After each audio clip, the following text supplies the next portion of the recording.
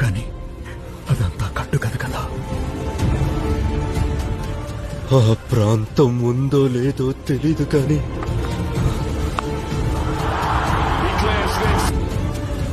దాని గురించి విన్నప్పుడు వచ్చే భయం మాత్రం